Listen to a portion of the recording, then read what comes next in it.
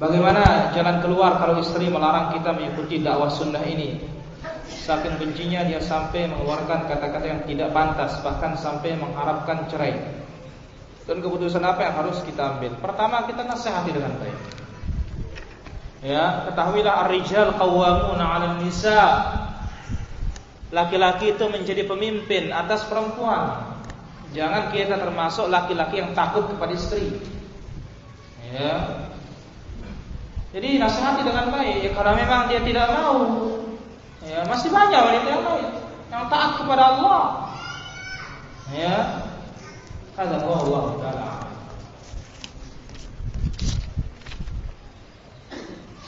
Benarkah duduk bersaf pada saat khutbah Jumat adalah bid'ah, dan benarkah adalah duduk berhaka meninggi khatib?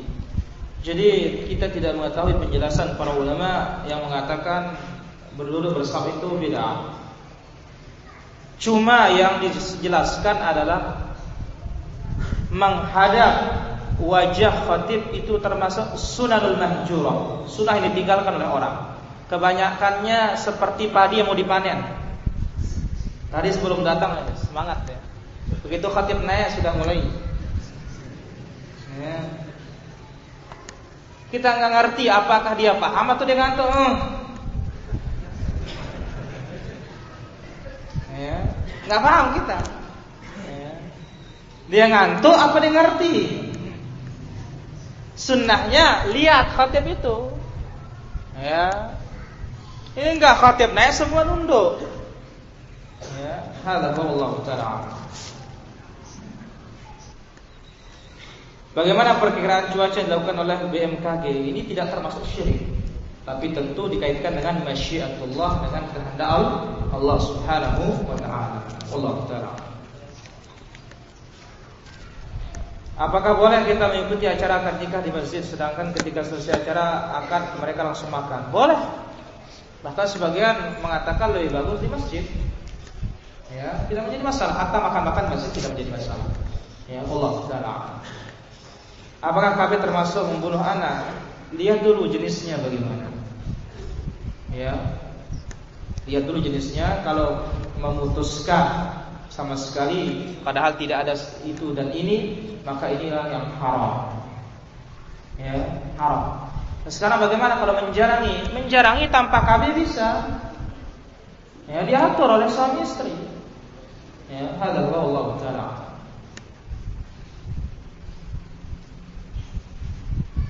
Bagaimana dengan lembaga pengelola anak yatim dan bagaimana kepengurusannya? Darul Aitam, Nabi sallallahu alaihi wasallam bersabda, "Ana wa kafilul yatim kahatain fil jannah." Saya dan yang mengkafil, menanggung anak yatim seperti ini di surga, berdekatan dengan Nabi sallallahu alaihi wasallam. Ya, dan jangan dijadikan ladang bisnis, tapi benar-benar jadikan ladang pahala. Ya, hadza wallahu ta'ala. Bolehkah kita berbisnis dengan orang-orang Islam? Boleh. Ya, tidak menjadi masalah karena ini hubungan dunia. Yang penting jangan sampai kita wala, loyal kepada dia.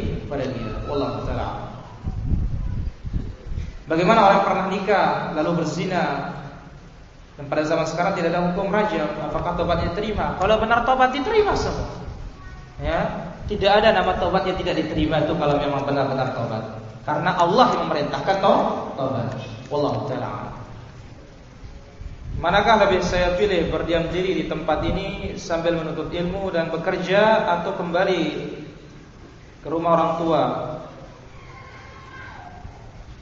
Yang jadi masalah di sana tidak ada pengajian dan saya masih ingin menuntut ilmu. Kembali ke orang tua. Di samping itu berusaha untuk menuntut ilmu.